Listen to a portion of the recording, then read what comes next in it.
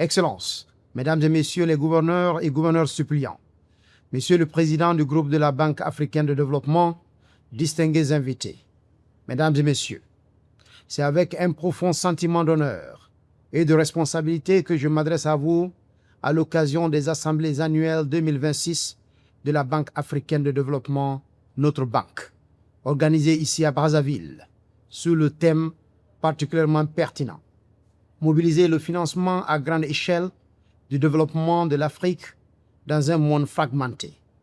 Ce thème résonne avec force au regard des mutations profondes que traverse notre époque.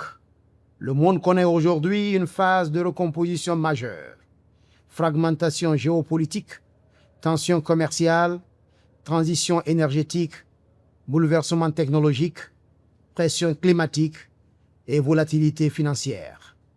Mais dans cette période d'incertitude mondiale, une conviction demeure intacte: l'avenir de la croissance mondiale ne pourra s'écrire sans l'Afrique. Notre continent représente la plus grande réserve de jeunesse au monde, des ressources stratégiques essentielles à la transition énergétique mondiale, un potentiel agricole considérable, une capacité exceptionnelle d'innovation et de résilience.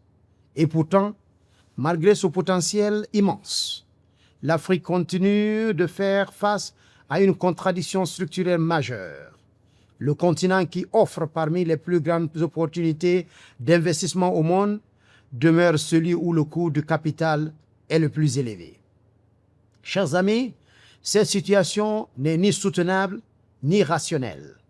Elle ralentit nos infrastructures, elle freine nos industrialisations, elle limite nos capacités à créer des emplois dignes pour notre jeunesse. Elle retarde également la transformation structurelle de nos économies. C'est pourquoi la question de financement du développement n'est pas uniquement une question financière. C'est une question de souveraineté économique. C'est une question de justice. C'est une question d'avenir. Excellences, Mesdames et Messieurs, face à ces défis, l'Afrique ne doit pas simplement demander davantage de ressources. L'Afrique doit également construire de nouveaux modèles. Des modèles fondés sur l'intégration régionale, la transformation locale, la mobilisation du capital privé, l'innovation financière et des partenariats stratégiques équilibrés. Dans cette dynamique, la Banque africaine de développement joue un rôle absolument central. Depuis plusieurs décennies, la BAD ne se limite pas à financer des projets. Elle contribue à bâtir des fondations même de la transformation africaine. Infrastructures, énergie, agriculture, intégration régionale, industrialisation, capital humain. Mais au regard des défis de notre temps, nous devons désormais aller encore plus loin. Nous avons besoin d'institutions financières africaines plus fortes, plus agiles et plus capables de mobiliser des financements à grande échelle. Nous devons accélérer les mécanismes de partage des risques, les financements mixtes, les garanties souveraines et non souveraines, les marchés de capitaux africains, mais surtout la mobilisation des pensions et des investissements institutionnels africains. Le véritable enjeu est désormais clair: comment transformer l'épargne mondiale et africaine en investissement productif pour le continent. Chers amis, la République de Guinée, cette réflexion prend une dimension particulièrement stratégique à travers le programme de développement socio-économique durable responsable Simandou 2040. Sous le leadership de son Excellence M. Mamadi Doumbouya, président de la République, chef de l'État, la Guinée a engagé une nouvelle trajectoire de transformation économique et structurelle. Notre ambition est claire: passer d'une économie de rente à une économie de valeur. Le programme Simandou 2040 constitue aujourd'hui notre cadre national intégré de transformation sur 15 ans. Il ne s'agit pas d'un programme minier.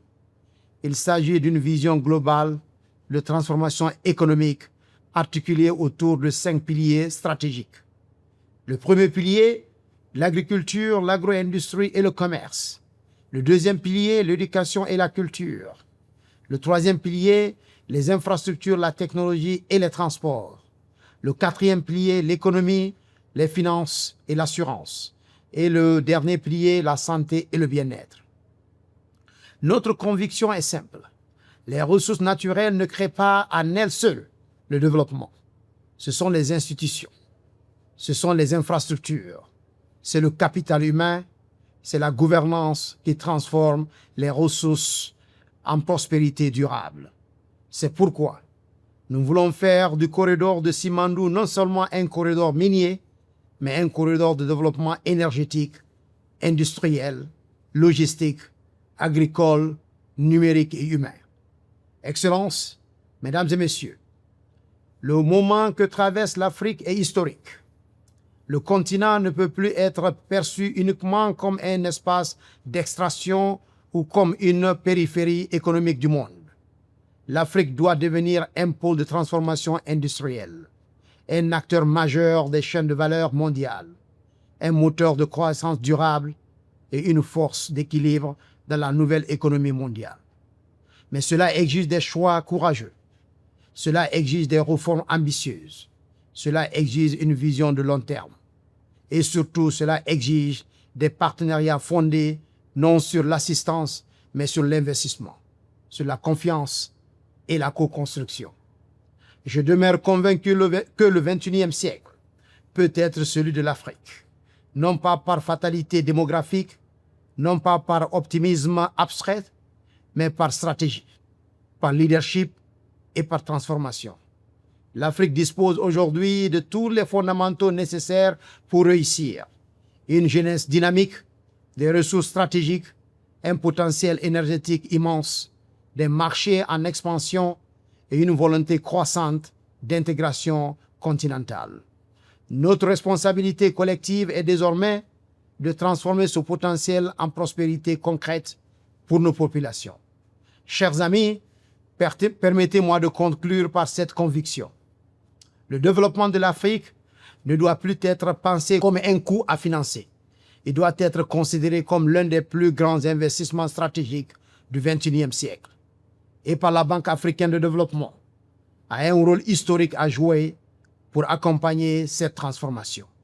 Je vous remercie pour votre aimable attention, chers amis.